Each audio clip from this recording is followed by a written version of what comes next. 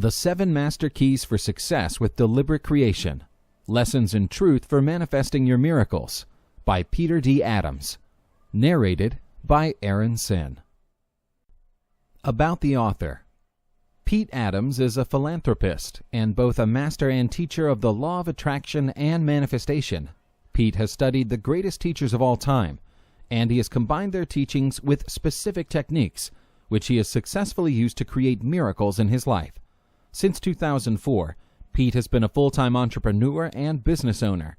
As an author and teacher, he now feels that it is time to share his techniques and message with others to greatly improve the quality and satisfaction of their lives. Pete proudly served his country as a paratrooper in the United States Army Long Range Surveillance Detachment, LRSD. His interests include reading, golf, tennis, skiing, hiking, snowshoeing, and competing in endurance athletic events. He is a 7-time finisher of the Ironman Triathlon, which consists of a 2.4-mile swim, a 112-mile bike, and a 26.2-mile run. In October 2005, as racer number 813, Pete competed and proudly finished the Ironman World Championship in Kailua Kona, Hawaii. Pete and his wife Robin have been happily married for over 30 years, and they spend their time enjoying a very active and full life around the world. Introduction. From my journal, August 2, 2010, Breckenridge, Colorado. In an easy and relaxed manner, in a healthy and positive way, I am now building total financial success and abundance. For the highest good of all concerned, this or something better is now manifesting on our behalf. Today is another magical day in Breckenridge because as I write these words, I am sitting on the deck of the log home, enjoying a cup of coffee, and the log home I am referring to is the home on my vision board. I am not sure if I can even comprehend what has happened over the past 3 days. It actually goes back to December of 2006, when I took pictures of Colorado for my vision board. To be sitting on the deck overlooking the golf course and the 10-mile range today is like being in a dream. The feeling reminds me a lot of when I did the Ironman in Hawaii, and on the bike, I was wondering if I was in heaven. Today is very much the same thing. There is a difference now, and that is this is undeniably concrete proof that the universe will give you whatever you request. I thought the same when I got to Kona. But with the lottery, there was always the outside chance it was random, even though I visualized it being in the race every day for 3.5 months. Now, with this recent miracle/creation/manifestation, I am convinced beyond any shadow of a doubt that we can be, do, or have anything in this world if we will see it, believe it, and give gratitude for it. This is a story I must share. Thank you, Lord, for this and all the blessings to come. Thank you. Thank you. Thank you. This was an amazing journal entry I made almost 7 years ago, and it is what prompted me to write my first book, Visualfestation: How I Manifested the Life of My Dreams, and You Can Too. I would have put that journal entry into my first book had I remembered that I actually had it. Not until a few years later did I come across the entry while going through my journals. I remember writing it down on the porch of the Vision House on the day caught in the picture above. Knowing how powerful that journal entry is, I decided to share it with everyone in this book.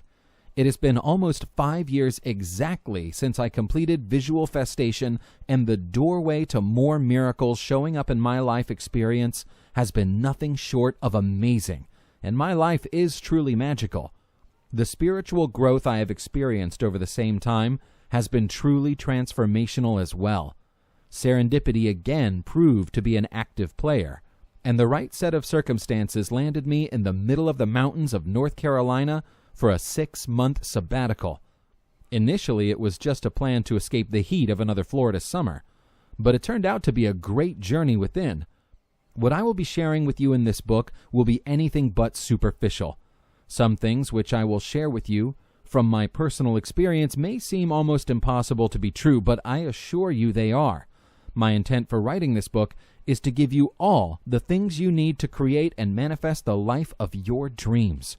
Once you have read this book, you will have the tools required to do just that. It will then be upon you to take up your own hero's journey to deliberately create and live the life of your dreams.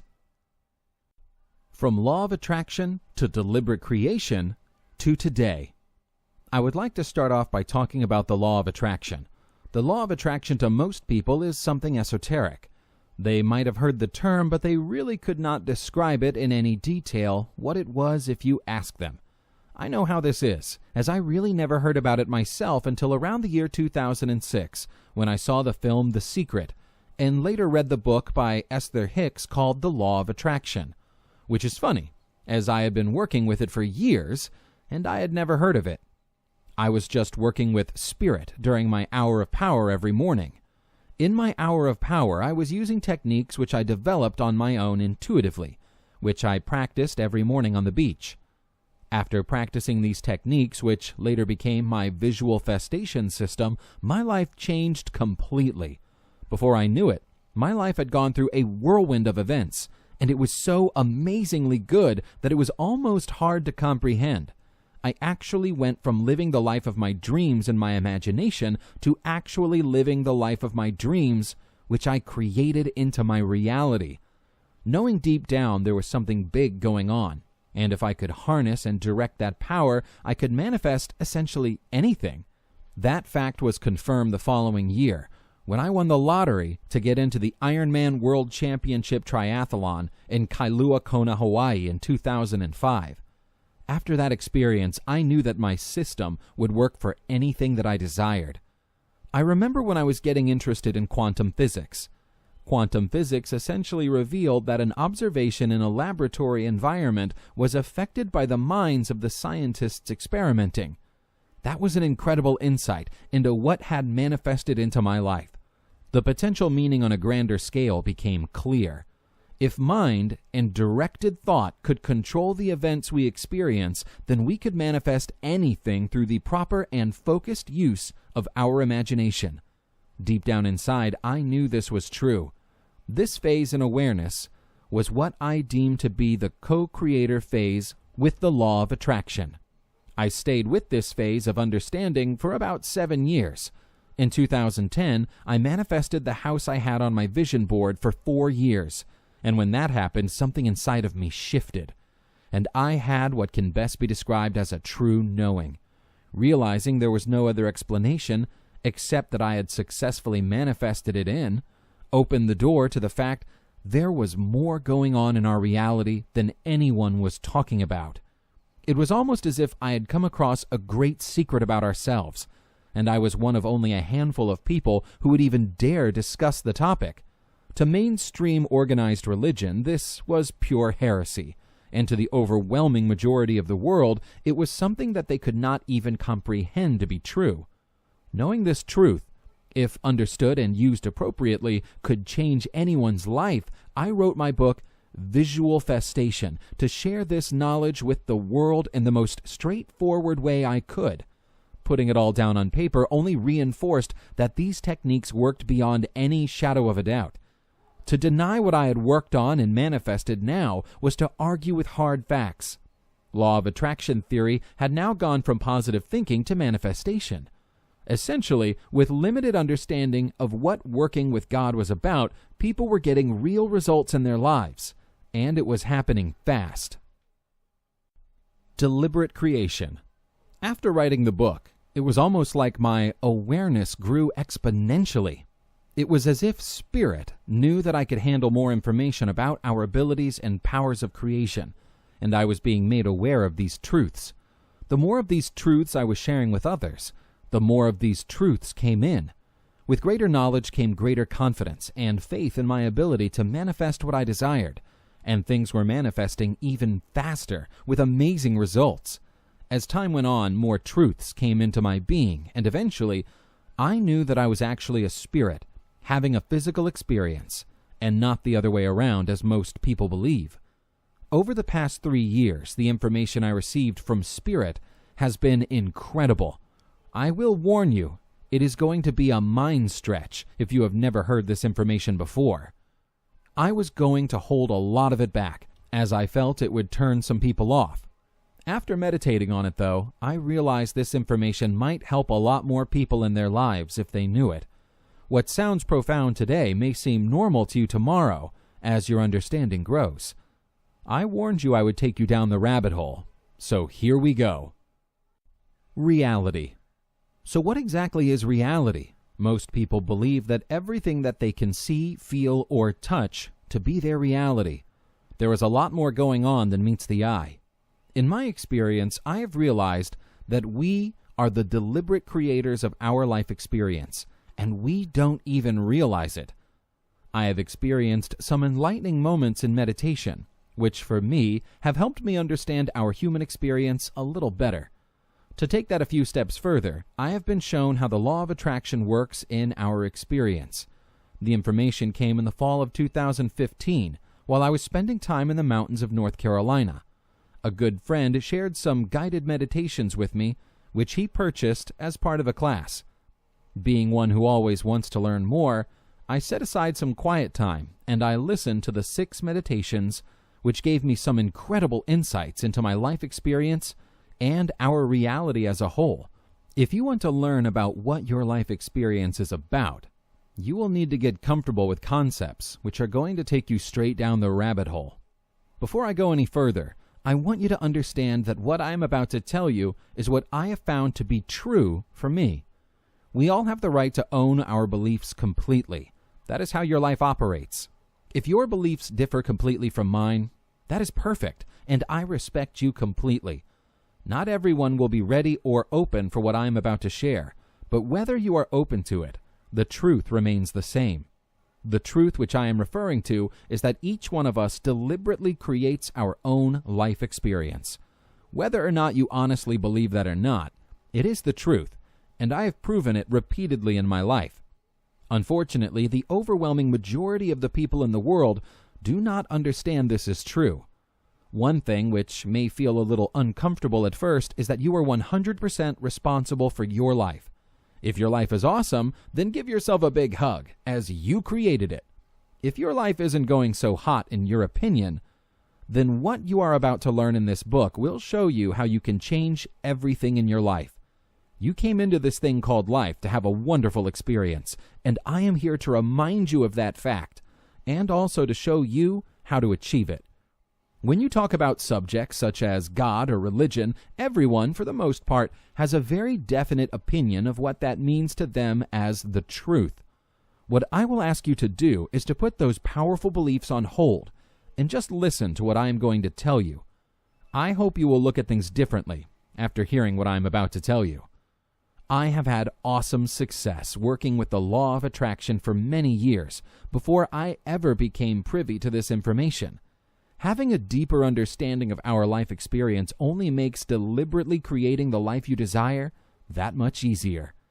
You need not know the textbook version of how it works to get results, but you need to have absolute faith it works if you want to get serious results. My true awakening to our creating our reality was revealed on October 15, 2005. I was on the big island of Hawaii, and I was racing in the Ironman World Championship Triathlon. I am assuming that you have read Chapter 2 of my book, Visualfestation, so you know all about the amazing experience which I had during that day. One thing which I did not include in that chapter was the message that came from Spirit while I was running the marathon portion of the race. It was pitch dark outside on the Queen K, and I was all by myself at around mile 24 of the run. What came to me telepathically from Spirit was that I had created this entire experience of racing in Ironman Hawaii. Seeing the feet kicking in the swim, and the helicopter flying over my bike while I was riding back to Kona, all of which seemed like carbon copies of what I had visualized for months prior to winning the lottery slot in the event. When the information came in telepathically, it was very calm, straightforward, and clear. Spirit essentially said that I created this entire experience, and there was nothing I could not create in my life experience which I desired. It honestly took me about 10 years to process what came through to me that evening. Winning the lottery was over the top. That we deliberately create our entire reality was a little too woo-woo for me back then, but it is something I am comfortable with now. Another amazing thing shared with me about deliberate creation came through to me while I was following a guided meditation in North Carolina. I was shown that our reality is created through our personal vibration, and that things appear to manifest in our reality when we make an electronic connection to a complex grid made up of energy meridians. For me, this made total sense and confirmed much of what I already believed. Essentially, creation is already done and completed. Let me explain what I mean by that. Everything that you could desire has already been created, and it is essentially waiting for our command to bring it forth to our present experience.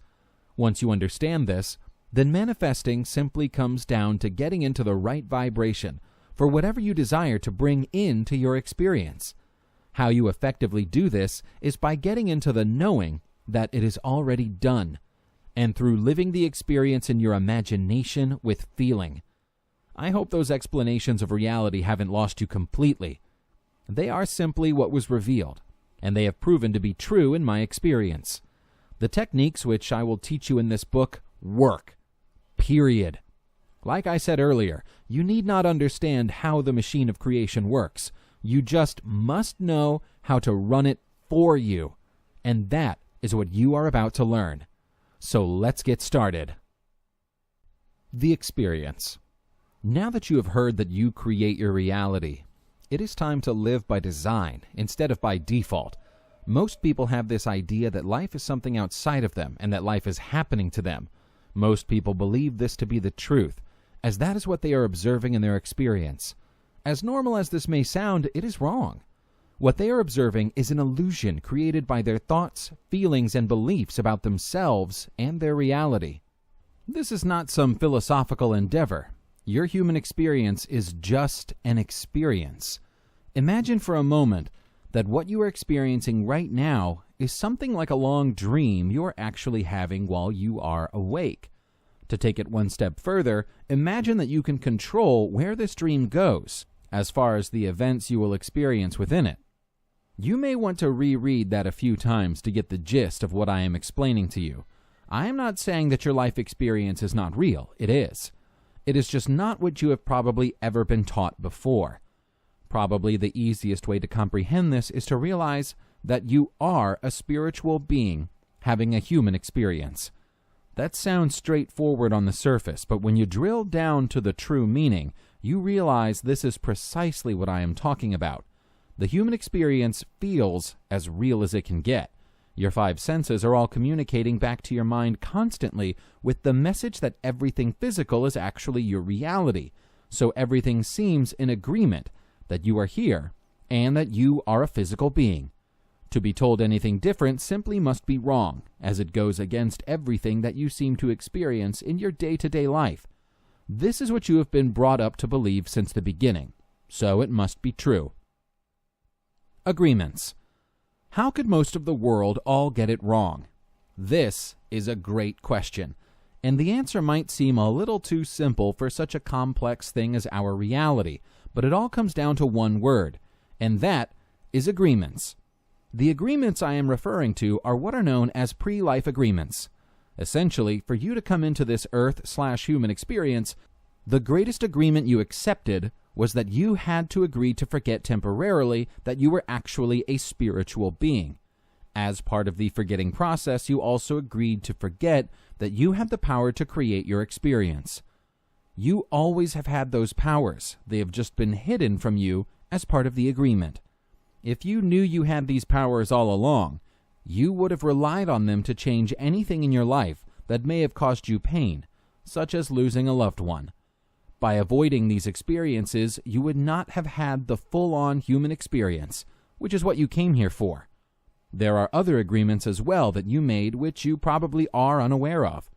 Did you know that you picked out who your parents would be in this experience before you got here? You may be thinking that is the craziest thing you have ever heard. Why on earth would I choose to have parents that in your mind are so screwed up? The reason you picked them concerned what you would gain or learn from that experience. Let me share a personal experience from my life as an example. I am 9 years younger than my closest sibling, and the closest sibling was an accident. You can imagine their disbelief when my mother found out that she was pregnant over the age of 40 back in the mid-1960s. especially after one of my parents was deemed infertile after the last child, and 9 years later, they are pregnant again. Being so much younger than my siblings, I grew up with a vast degree of independence, especially after my mother passed away when I was 6 years old. It may sound tragic, and believe me, losing a parent when you are a child is anything but fun, but it forced me to become independent and self-reliant. Those were two of the traits which I wanted to have as part of my experience to help me achieve what I came here for. When you learn of the existence of pre-life agreements, a lot of things which seem to not make sense on the surface all of a sudden make complete sense. How often have you heard someone say something like, "How could a loving God ever let that kind of thing happen?" when they see or hear what seems to them to be a tragic event? The true underlying reason may well have been a pre-life agreement meant to help someone on their life journey experience great courage to overcome a huge challenge they might not have otherwise experienced. What appears to be absolute chaos at the surface is actually not chaos at all. It is just different souls experiencing the life experience which they agreed to. Other things you agreed to before getting here was whether you would be a male or female as part of your experience, and whether or not you would be gay or straight in your sexuality. Who and what you are is simply perfect, and there is not something wrong with you, which society would lead you to believe. You are here to be you, so embrace it and love yourself as you are perfect. Déjà vu. Another secret of the ages is that reincarnation is real, and that you have the chance to return to the human experience, and many of us have numerous times. You don't remember that either, as part of your current experience, and the reason is so you don't get obsessed about your past life or lives, but instead so you focus 100% on your current experience. When you have those moments where you swear that you have been someplace before or met someone for the first time, and feel as though you have known them forever, you probably have and do. Just accept this and move on, knowing you truly will never stop being spirit, and that you are timeless. One thing which I have learned from my own prior life experience is that we can carry baggage from one life experience into the next. Emotional issues which you don't resolve in this lifetime will be with you to resolve in your next life experience, and it will continue that way until they are resolved, so you can move forward. To give you a first-hand example of this, let me again give you something from my personal experience. In a past life, which was revealed while I was in deep meditation, I was a pioneer, living in the mountains of the American West around the year 1860. In the vision, I saw myself crossing some snow-covered mountains with a pack horse, and I was in a terrible winter storm. It was evening, and I was trying to get back to my wife and small child at home in our cabin. At one point, the trail gave way, and I plunged to my death off a cliff I was trying to cross. I remember feeling a tremendous sense of guilt for failing to get home to my family before being killed. Here's what I learned from that experience which accompanied me into this current life experience. When I was a young child around the age of 5, I had the same dream almost every night for what seemed like a year. In the dream, I was always being chased by something, and at one point, there was this wall I had to jump off to get away from whatever was chasing me. In the dream, I would jump off of the wall, and I would just keep falling into the void, never hitting bottom, and falling until I woke up terrified from the dream. The experience of falling to my death is something which came over from that past life, and I never understood it until I saw how I had died, and it suddenly made all the sense in the world. Another thing that came over to my current life from that prior experience was this almost obsession I have had my entire life about almost being the person to count on when something important needed to be done. That is fine when I achieved it, but if I let anyone down, I would suffer from tremendous guilt, which was not commensurate with the actual event in this experience. Basically, on a scale from 1 to 10, with 10 being the highest, what should have been a rating of 3 on the scale for a normal reaction, I was always experiencing the feeling of disappointment internally around a 10 on the scale. I honestly never understood why I was so wired that way until I saw what happened in that past life, and again, everything fell into place and made complete sense. I was still carrying that feeling of guilt from not getting back to my young family from that prior life experience. When you get down to the core of your current life experience, you will see that the entire reality you are experiencing is driven by your internal beliefs and emotions. Essentially, your reality is a mirror reflecting back to you what you believe about yourself and the world you live in. Knowing you can change the reflection, your reality, through changing your thoughts, beliefs, and emotions is about as powerful as it gets. And the truth is, you can. The collective experience of the world. Besides your individual life experience, there are approximately 7.6 billion other spirits having a human experience with you at this time on Earth. That is a staggering amount of different individual realities happening simultaneously. I would guess that less than 0.1% of the world's population have ever heard of the law of attraction. So almost all the world's population is running their experience by default, and that they have no idea that they are creating their life experience. One challenge of not knowing you are the deliberate creator of your experience is that you are vulnerable to getting influenced by outside sources and their energies. You have been exposed to massive amounts of brainwashing since you were born, and most of everything you heard was incorrect. If you took a day and observed every one of the 50,000 plus thoughts in your mind for one day, you would notice that most are just based on past conditioning, and you are not really thinking them. Instead, they are coming in almost like rounds from a machine gun, being shot into your consciousness. My guess is that for every real thought you consciously think, there are another 500 just showing up, and you aren't even sure where they are coming from. If you tried to track down the source of the miscellaneous thoughts that popped in on their own, you would realize that they are not your thoughts, but someone else's thoughts, which you were exposed to, which are now being repeated in your head. If they are repeated long enough, you will actually believe them to be true, whether or not there is any truth in them whatsoever. This is especially true if you have been raised in a religious family like I was. As a child, I was forced to attend Sunday school since I was old enough to be allowed in. My father was very active in our local church as a deacon, and it was a major part of his life. As a teenager, I will never forget how disappointed he was when, as a young adult, I told him I would not be joining the church as a member. That had never happened in our family before, so he was a little shocked. One thing which I had a hard time buying into was that almost everything that I had heard was based on what seemed like blind faith. Almost like when a child asks a parent for something, and the parent says no, and then the child asks why, and the answer is because I said so. For me, something just never felt right. And now that I am older, I know exactly why it didn't feel right. And the reason was that they got the whole thing wrong. God was not up in some faraway place called heaven and waiting for us to break commandments so we could go to Judgment Day and be sent to a place called hell for an eternity of damnation. Oh, and by the way, the definition they gave me of God was love. So my thinking was, if God is love and he loves me unconditionally, then why would he ever send me to hell as punishment? Exactly, he or she wouldn't, and I would assuredly be forgiven.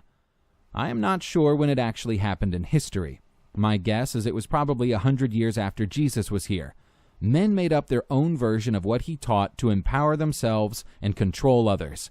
And now, over 2,000 years later, it is still going on. That God is not within you and is someplace outside of you is simply not true.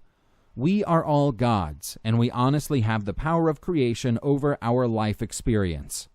We are all part of all that is, and I think that is a better description of what God is. In the Bible, there is a verse in the book of Mark. It is actually Mark 11:23, and it is a quote from Jesus, which I read every day.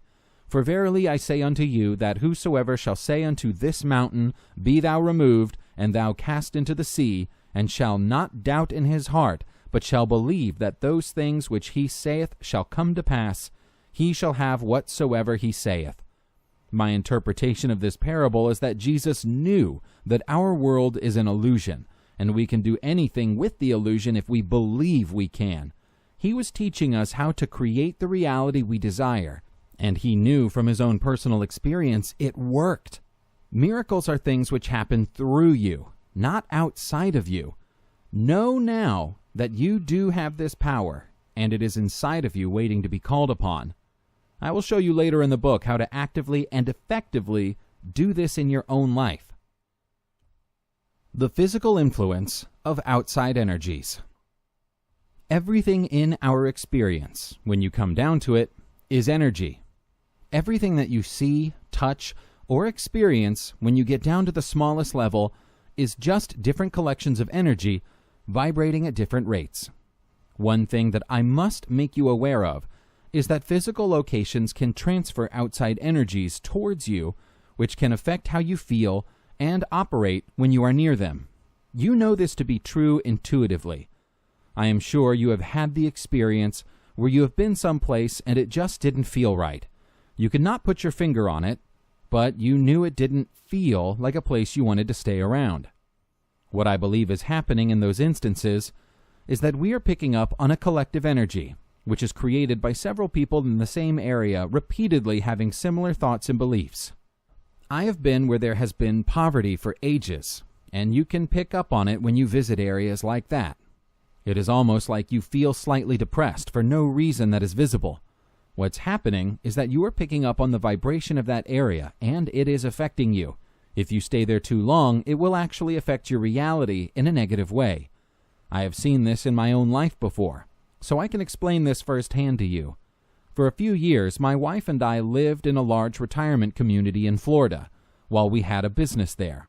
It was almost hard to explain to a person who has not lived there, but it seemed as though there were 100 angry people for every happy person.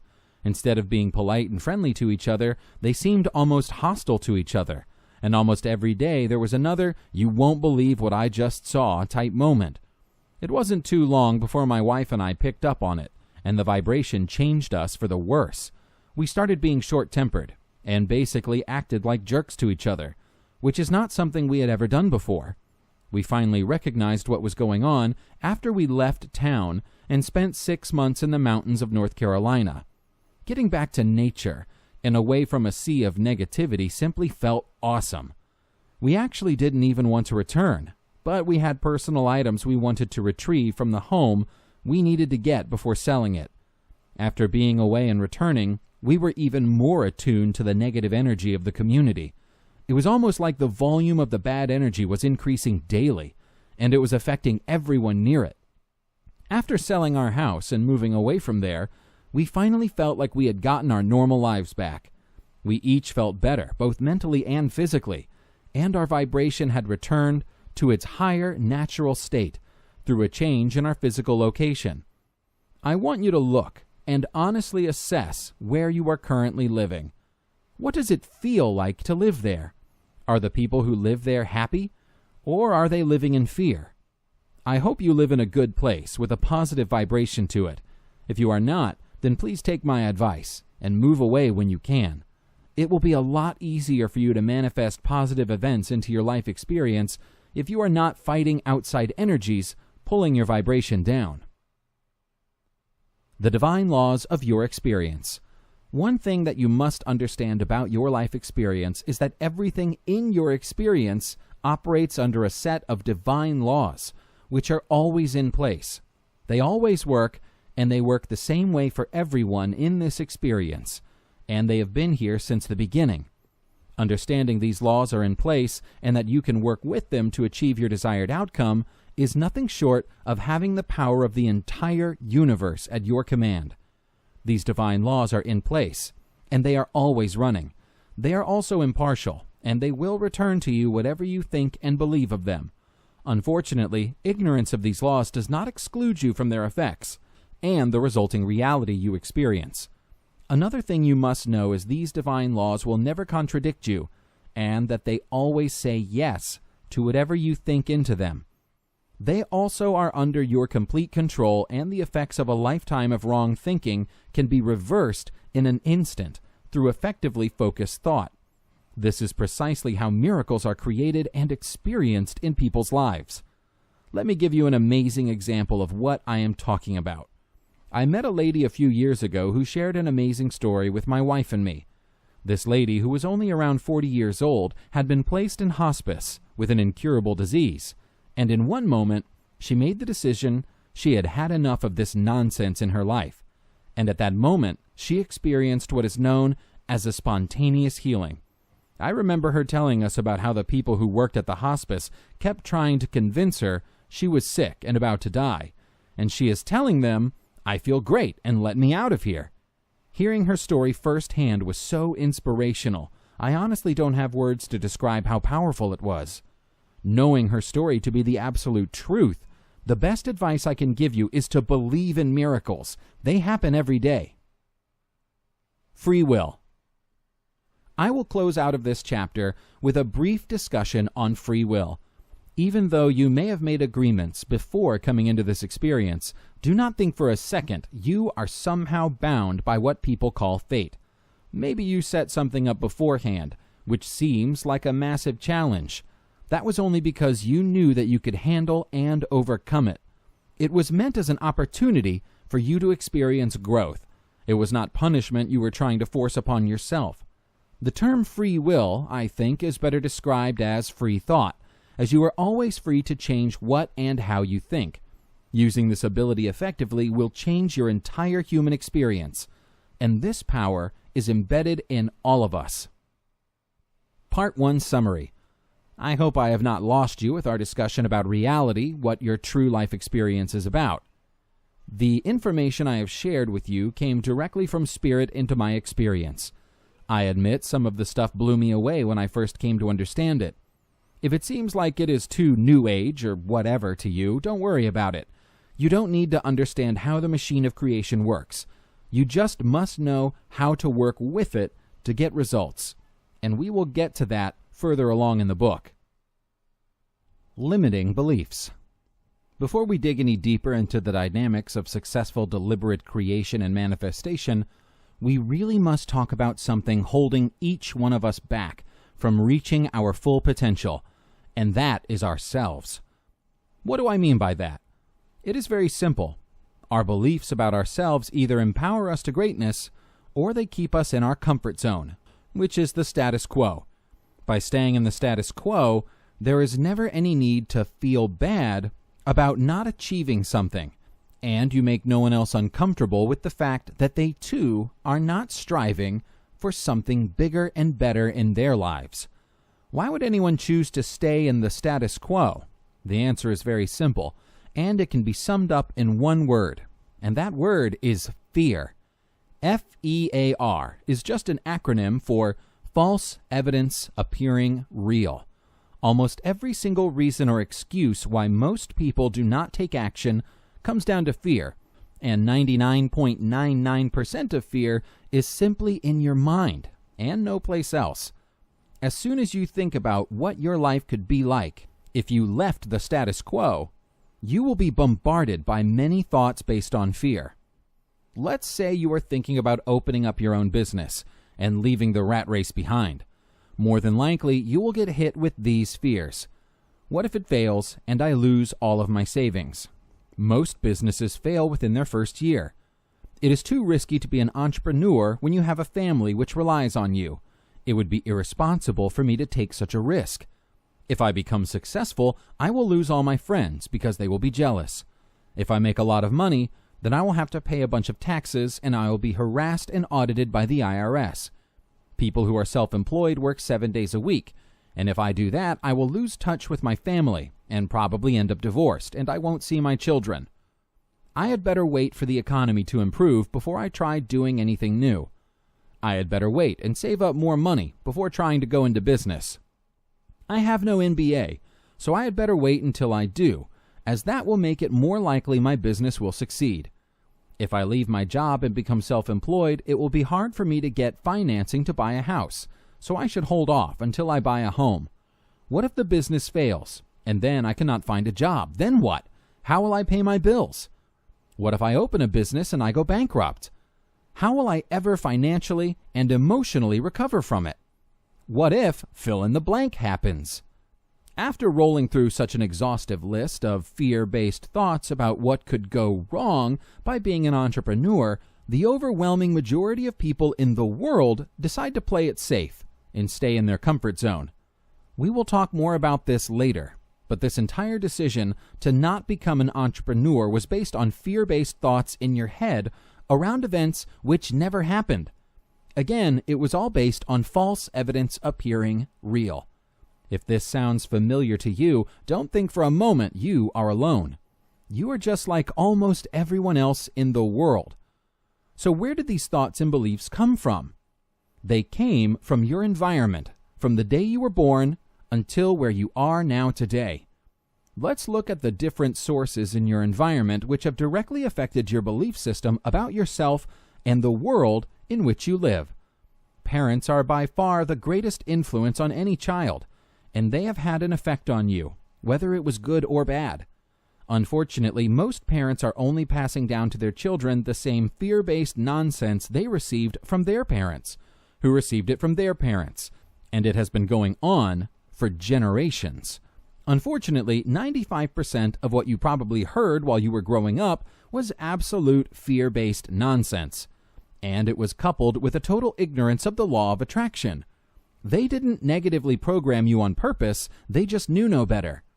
Besides your parents, there are other very strong sources of influence you are exposed to, such as your friends, the schools you attended and the teachers you had, the community you grew up in, the culture you associate with and their beliefs, the religious beliefs you have and the beliefs of the associated religion you were exposed to, the beliefs associated with your race consciousness, the beliefs associated with your gender and sexuality, the associated beliefs of your political leaders and your country, the news media, and what you are exposing yourself to. Let's look closely at these forces of influence. What do your friends believe about success? Are they successful themselves? Do they believe the world is their oyster and opportunity is theirs for the taking? Or do they believe that they are doomed to live a life of hardship? Take a close look at who your friends are and ask yourself if remaining in their orbit will heighten or lessen your chances of success. What did you hear from your teachers when you were growing up? Did they tell you you were a brilliant student, or did they tell you you should probably look at attending a trade school because you didn't have what it takes to graduate from college? If you bought into their ridiculous assessment, what kind of effect did that have on your beliefs and what you could or could not accomplish? What kind of community did you grow up in, and what do most people who live there believe?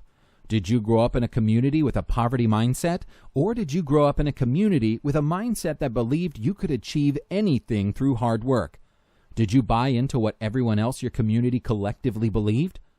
Did you grow up in a tight-knit culture that has had ancient rituals and beliefs about the roles of daughters and sons toward family and society? If so, did you accept those predetermined roles, or did you choose a different path? What was the religious doctrine you were exposed to? Did you buy into it on face value because everyone else did? What role is it playing today in your life, and how is it affecting your beliefs about what you should or should not be doing? Do you believe that your race is an asset to success, or do you believe that it is a hindrance to your ability to succeed?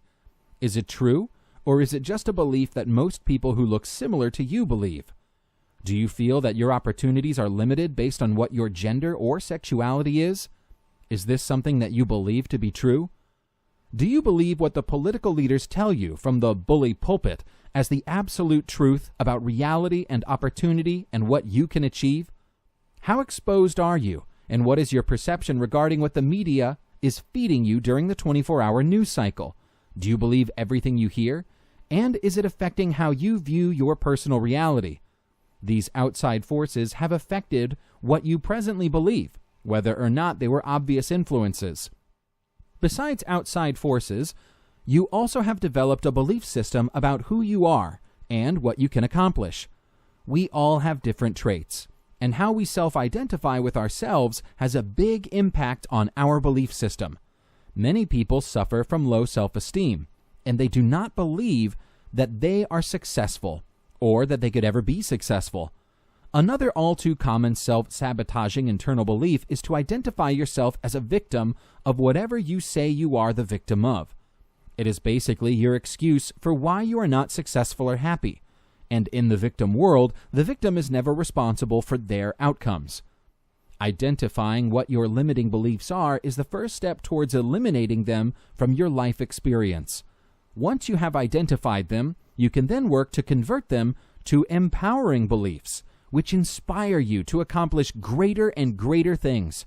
For every limiting belief you identify that you have, I want you to take a real hard look at where that belief came from, and does it have any truth to it in your life? More than likely, it is just some non-empowering thought which you have been repeating in your mind, which is completely false. Removing limiting beliefs is easy once you have identified them for what they are, and that is a lie which you have been telling yourself. Affirmation statements are an excellent way to replace limiting beliefs with empowering beliefs.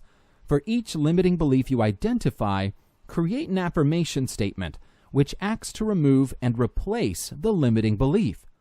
Let's assume that you have the limiting belief you do not have enough money available to support a local charity. A great affirmation you could repeat during the day could be, "I am blessed with abundance and more than enough money is always there when I need it." Affirmations are the easiest ways for us to take back our power and neutralize the effects of any limiting beliefs. Remember that limiting beliefs have more than likely been a part of your being for a number of years, so don't expect them to disappear overnight.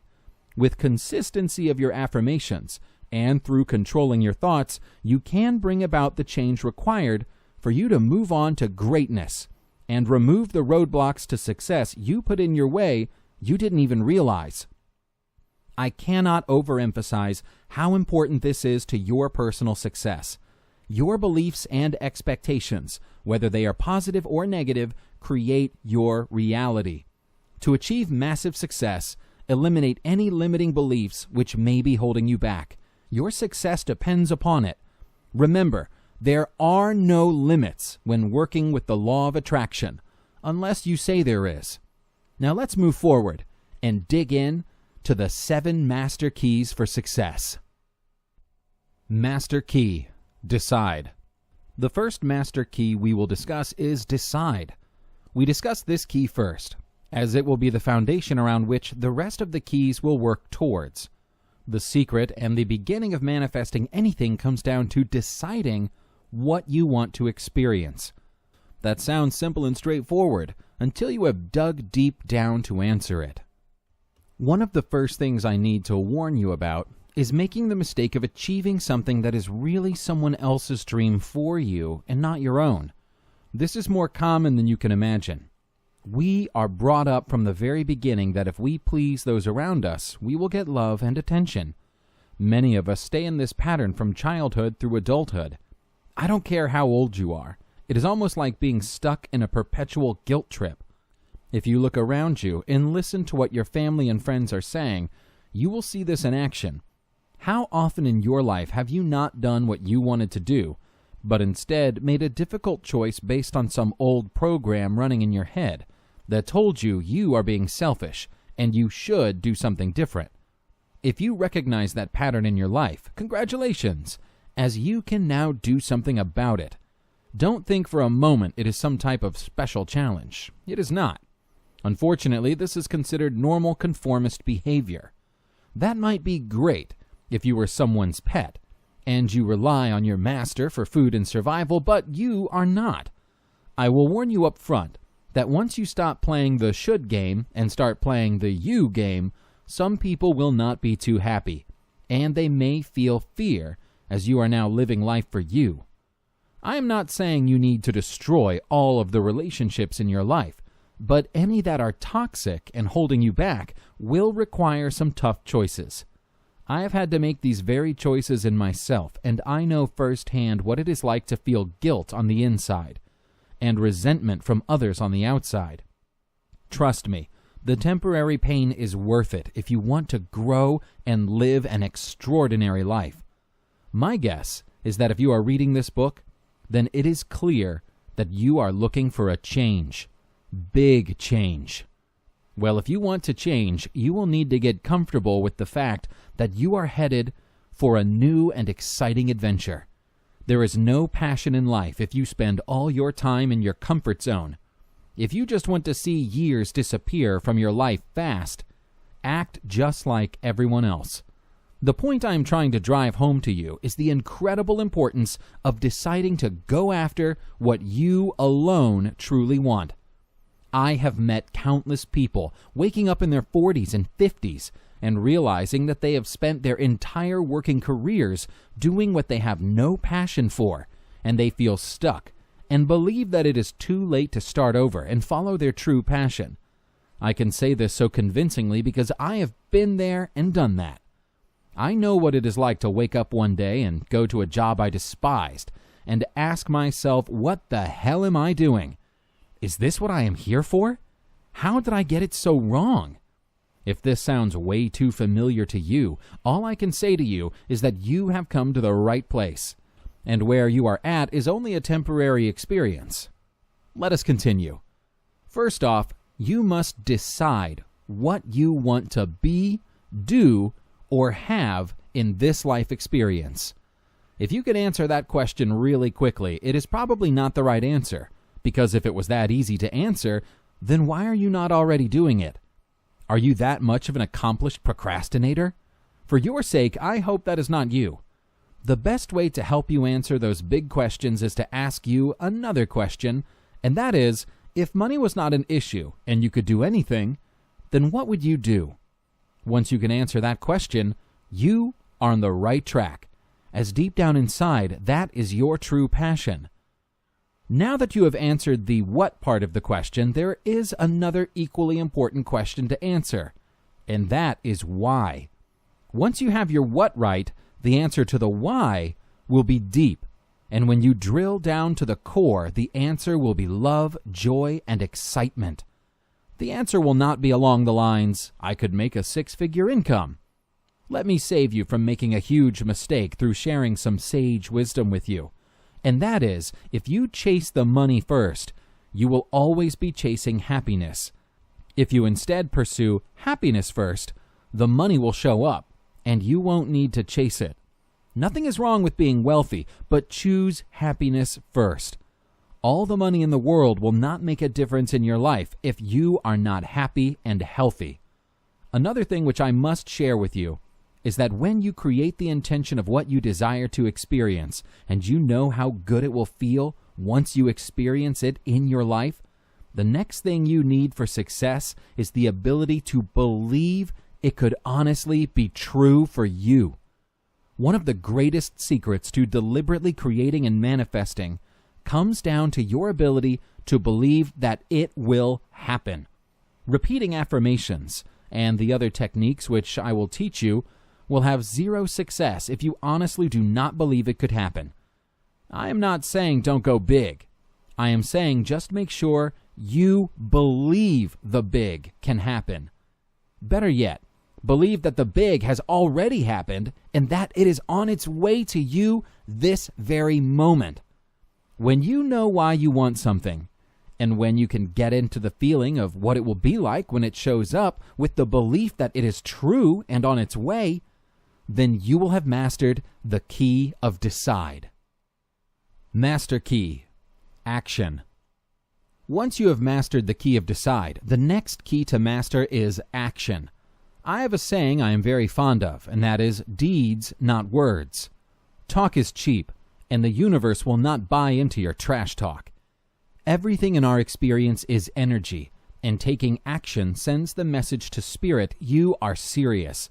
The quickest way to get from where you are to where you want to be is to get started now. If you want to experience immediate failure with manifesting anything, simply don't take action or do the work I am about to teach you. Most of the world loves the status quo, so you won't be alone in the collective suffering of living a life without passion. You will just be like everyone else who describes themselves as normal. The first action item I will teach you is what I call my hour of power. If you asked me what I thought the greatest key to my success with deliberate creation is, the answer would be taking the action of practicing my visual festation system every single day.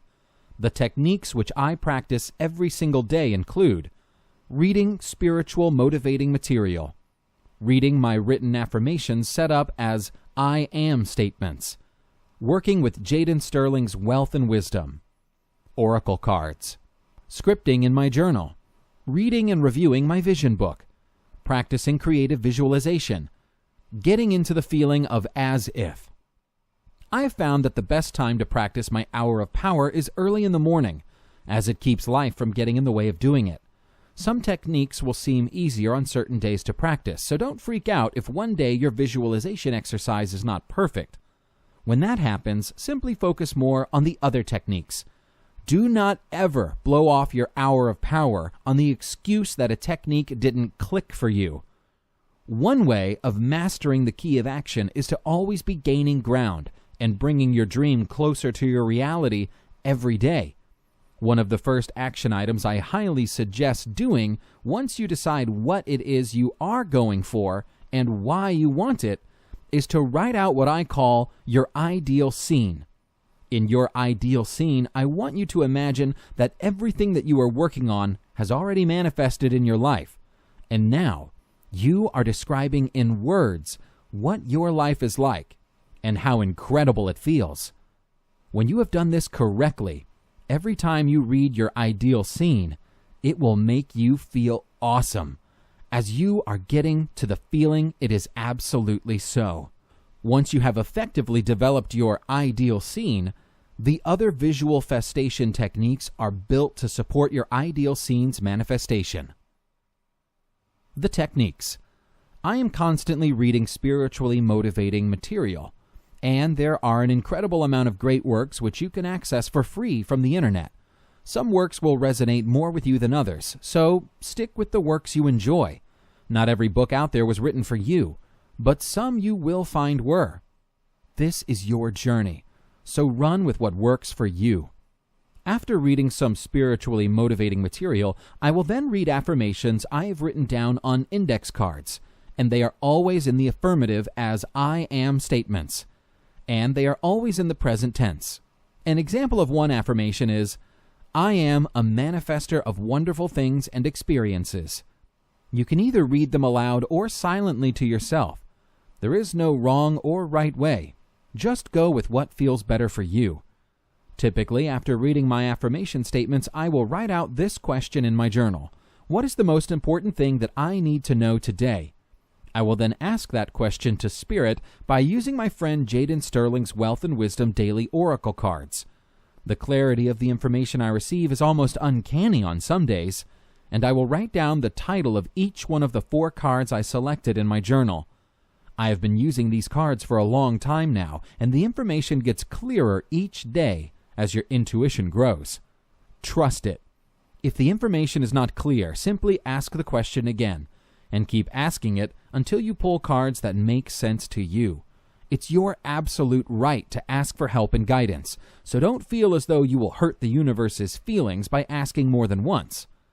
Once I am clear with the information I've received from the oracle cards, which is just my higher self assisting me with this experience, I will then do a scripting session where I will write in my journal and give thanks and gratitude for everything in my ideal scene being true and present in my reality now, and for how amazing my life is.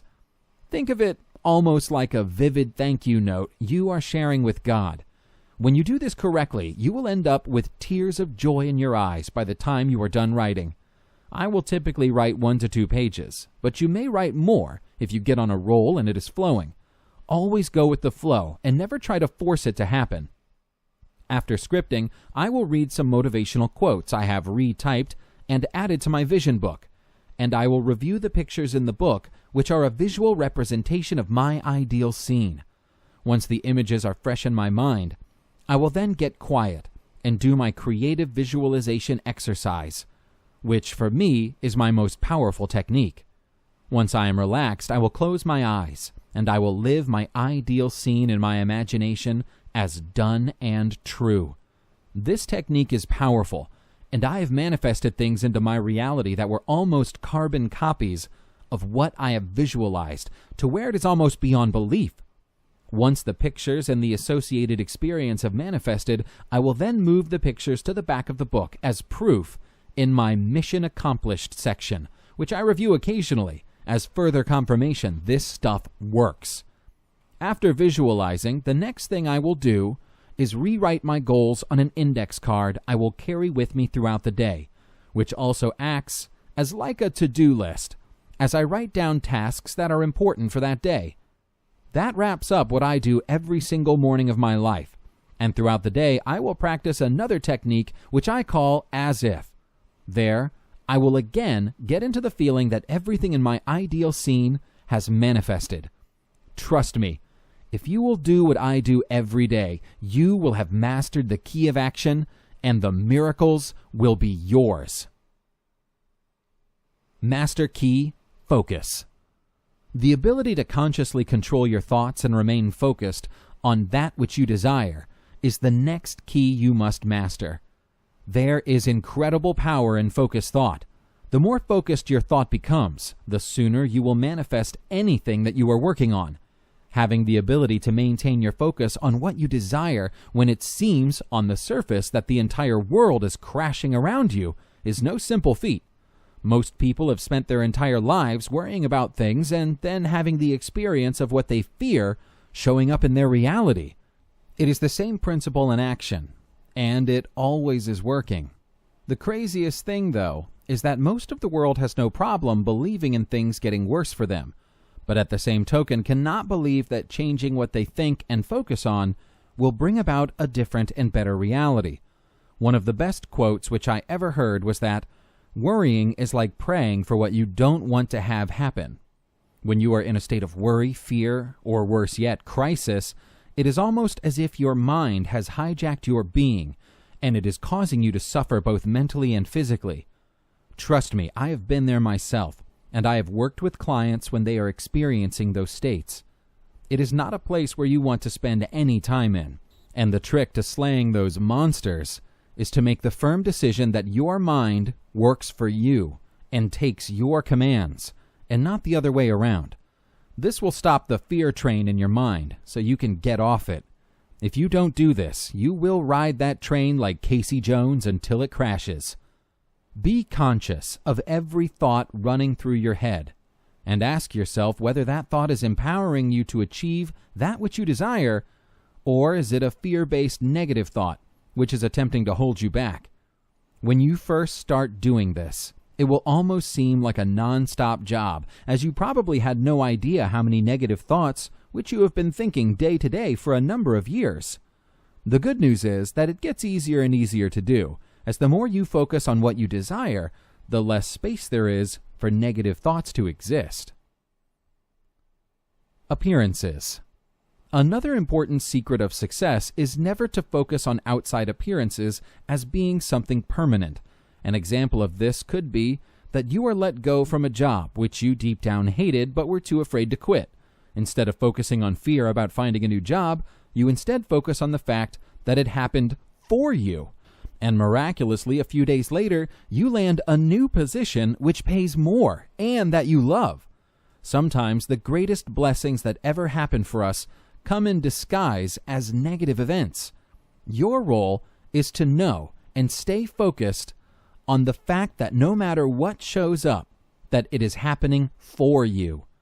Through practicing controlled focus on the events happening for you, you will neutralize the effect of any negative thoughts from coming in. Through maintaining your ability to focus your thoughts on that which you desire, you are actually drawing what you desire into your reality and experience. The greater your ability to focus on that which you desire, the sooner it will show up in your experience.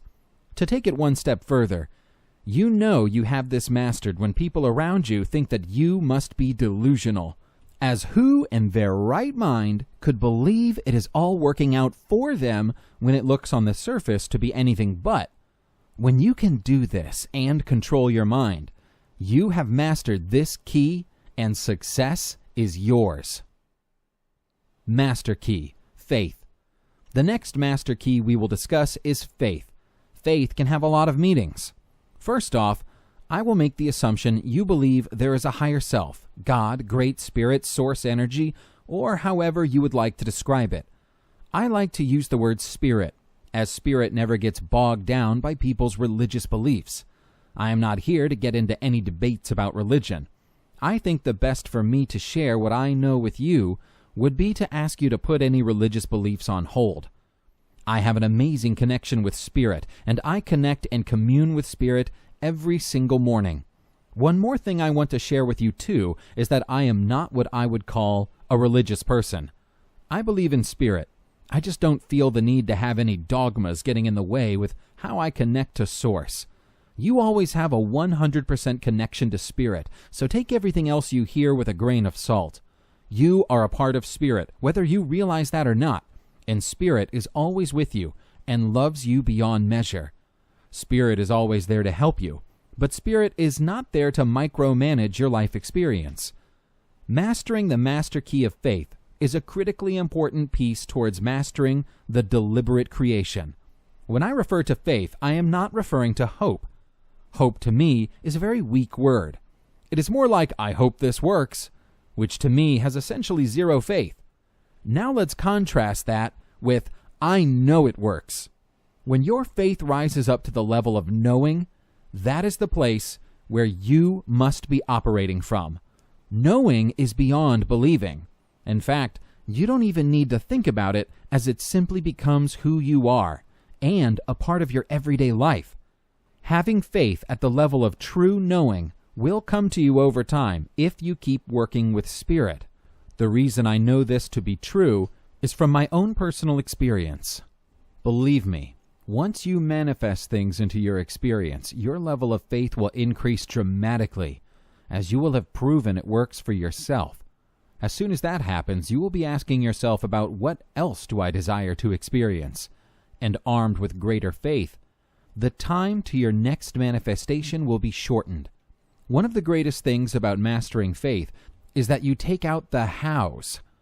When I refer to the hows, I am referring to having all kinds of thoughts and questions about how your miracle will come about. When you hang out in the land of the hows, you are demonstrating to the universe you don't trust the process. You want to believe it, but you still have lingering doubts it could be true for you. I have a great saying, and that is, when you doubt, you delay.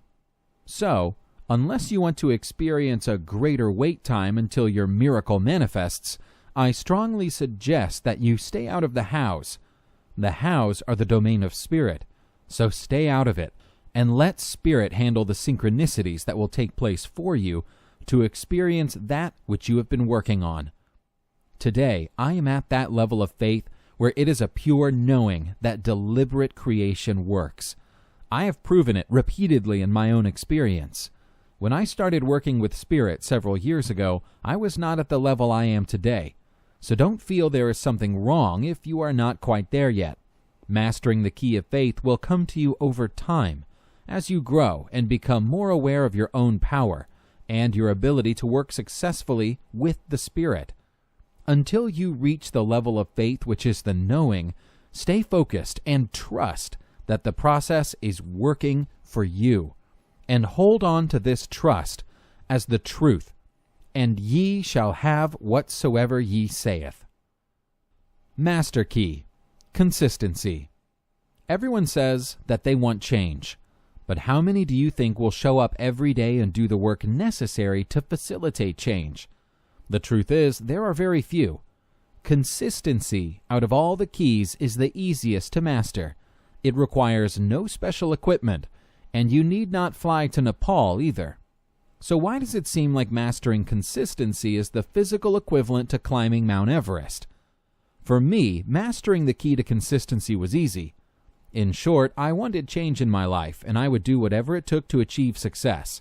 And that commitment is the same today as it was over 15 years ago.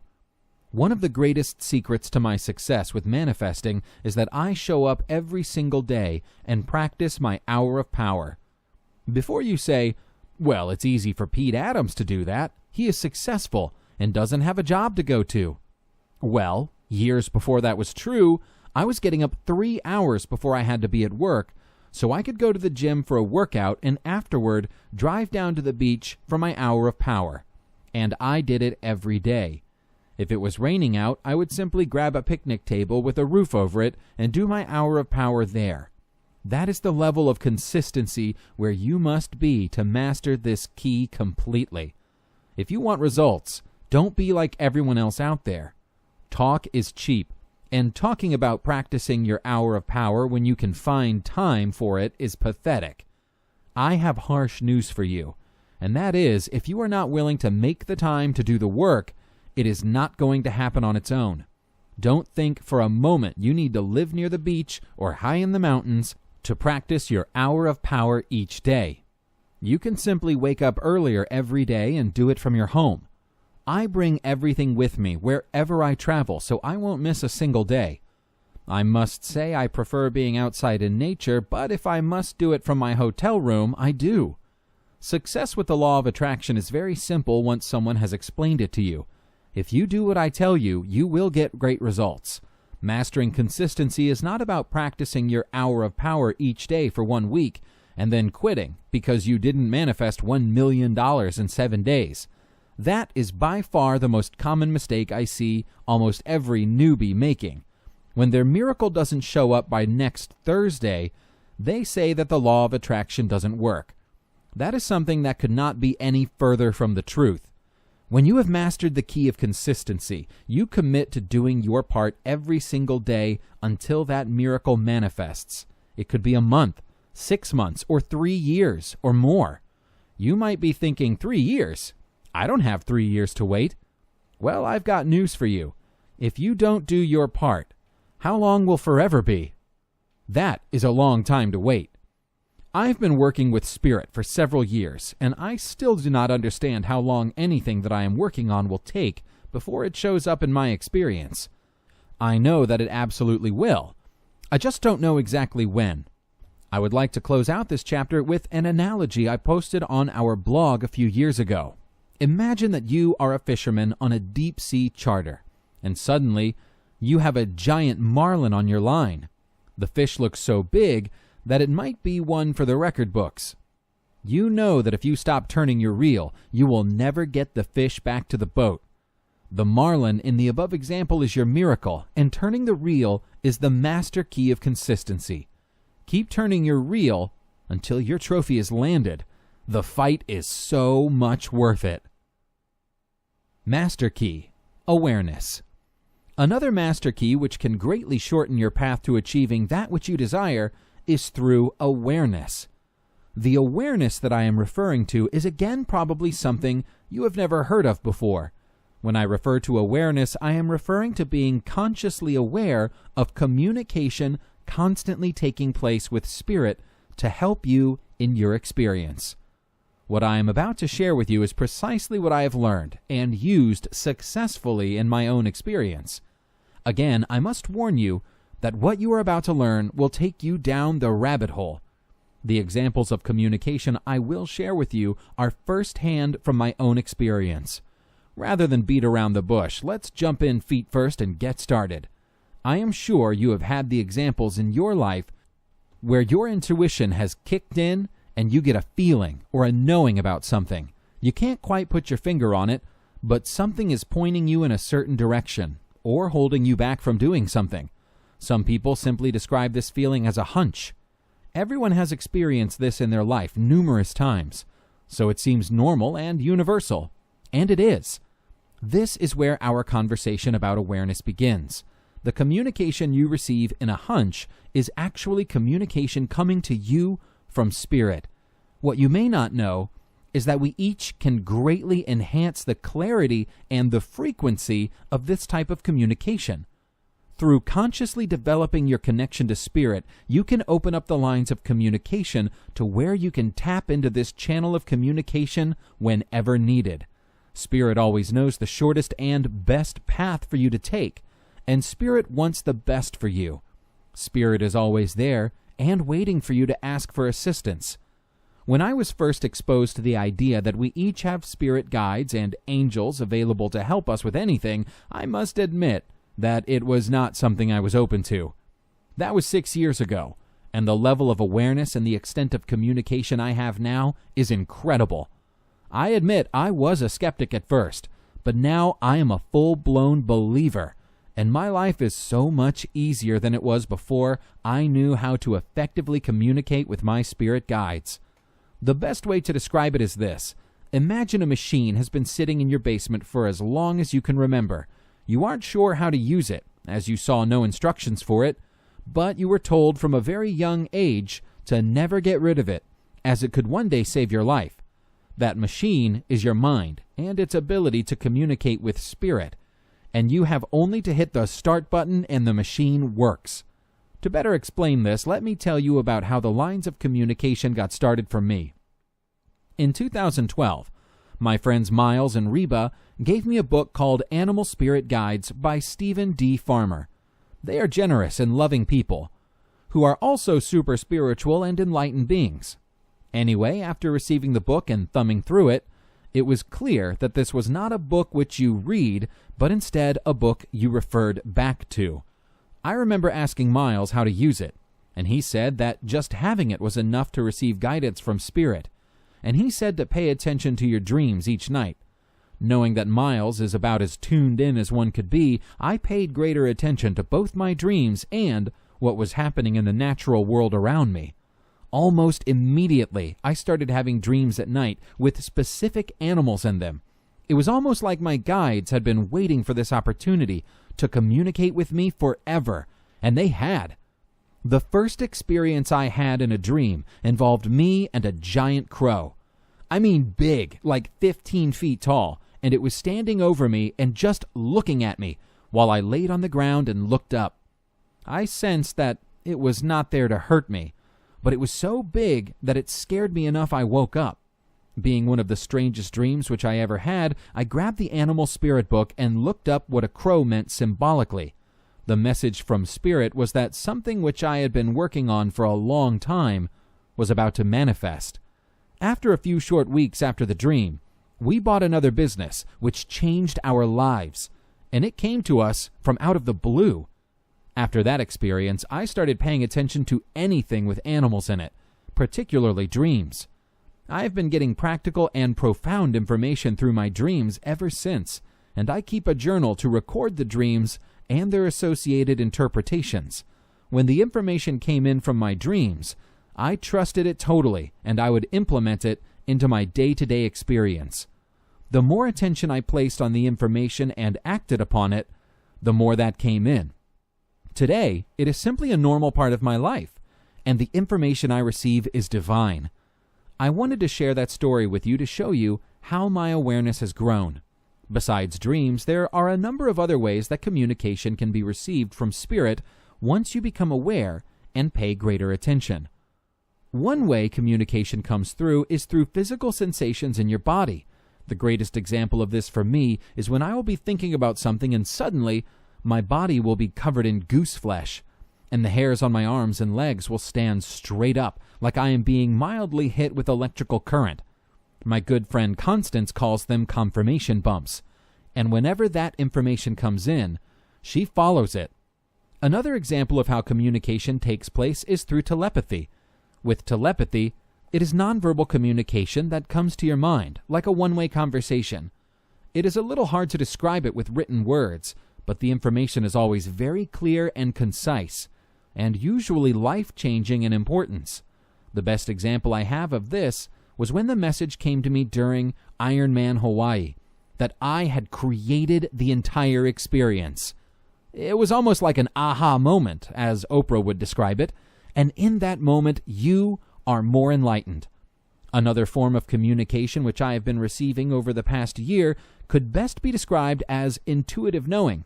For me, the best way to describe it is with another analogy. Imagine for a moment you suddenly knew everything there was about quantum physics, and you never went to a university or took any courses on the subject. You simply have the information instantaneously. You know it to be true, and you, like me, have a hard time explaining it to people on the outside. Developing your awareness. The first step to increasing your awareness is to be open to any help available to you through a better connection with Spirit. The first step in this process is to drop the idea that you are alone and that you can figure it all out.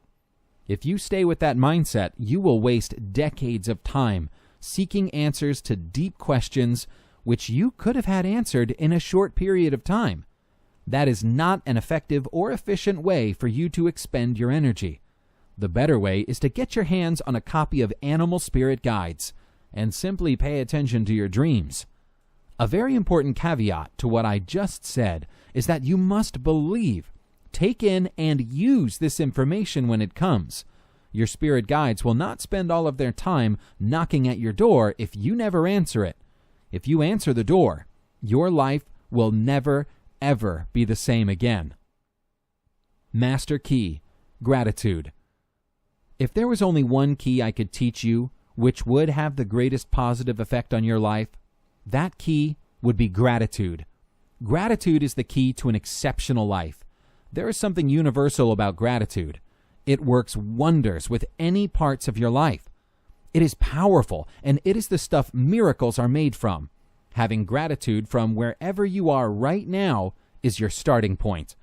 Too many people have this attitude they will give thanks once things in their life get better, which is a backward and useless approach. Not having gratitude now is probably the surest way to stay stuck in the place you are at. The quickest way in the world to bring good things into your life is to have gratitude now, not later. As soon as you give thanks for all that you have in your life, your vibration changes and you feel better. The better you feel, the greater your positive vibration. Resonating the vibration of gratitude is the God code for bringing in abundance. As soon as you say thank you to Spirit, Spirit responds. You feel good, and Spirit feels good. Spirit sends you more blessings, which makes you feel better, which makes Spirit feel better, and the cycle will continue as long as you stay in that vibrational path. There is no limit on how amazing your life can be. I need to warn you about something, and that is the quickest way for you to have a negative reversal of good fortune is to stop having gratitude to Spirit. You might have seen this in your own life, and I hope you never do. How often have you heard about someone famous who once had everything and now has nothing? If you looked into their lives, you would see a pattern whereby they had gratitude on the way up, lost gratitude at the top, and thought it was all about them. And on the way down to destruction, they blame everyone but themselves. You need not go to Hollywood to see this. It is happening all around you. Let me share with you a very simple example from my personal experience. A number of years ago, my wife and I moved around 1,000 miles from where we had grown up. Before we moved, we had a regular pattern of spending time with a particular group of friends every weekend. After being away for around 2 years, we returned for a visit over the Thanksgiving holiday. We reconnected with the same group of friends, and it was like we had never left. The same people were complaining about the exact same things as they were 2 years ago, which is about 7 years, as they had been complaining about the same thing for 5 years before we left. It is now almost 20 years later, and I would bet that the weekly pity party is on as scheduled. Sometimes you must get away from your friends and family to realize how much negativity is surrounding them, and which you too are feeding off. If you don't like your job, be grateful that you have one while you actively search for the right job. Being on that vibration will attract the right position for you. Having gratitude now for it being on its way to you is how you work with Spirit to make it happen. The way to make sure that it doesn't happen is to sit on your butt and complain about your present job. I've got bad news for you. It will only get worse until you wake up and give thanks. I have heard people say that what you think about, you bring about. Although that is a short saying, it is jam-packed with truth. Let me share with you a powerful example of this truth from my own experience. When I worked directly with Spirit to achieve that which I desired, I was at a place in my life full of financial challenges after being downsized. Instead of complaining about it, I practiced gratitude for the blessings in my life. Every morning I would write in my journal and thank God for the wonderful things in my life. From there, the daily ritual expanded, and I gave thanks for all the wonderful blessings on their way, such as having no consumer debt, and how good it feels. If you have read my book, Visual Festation, you know how that story worked out. If you haven't read it, the results were incredible, and I manifested what I later called my 12 crazy goals. Knowing the difference that having gratitude has made in my life, I cannot stress the importance of having gratitude now. Besides the emotion of love, I don't believe there is a more powerful emotion we can have. It is an emotion and vibration that can move mountains and change worlds if you will let it. When your life becomes a nonstop prayer of thank you, you will know that you have mastered this key, and your life will be nothing short of magical. Now, it is your turn. You are the deliberate creator of your experience, and it is up to you whether you want to do the work and manifest the life of your dreams.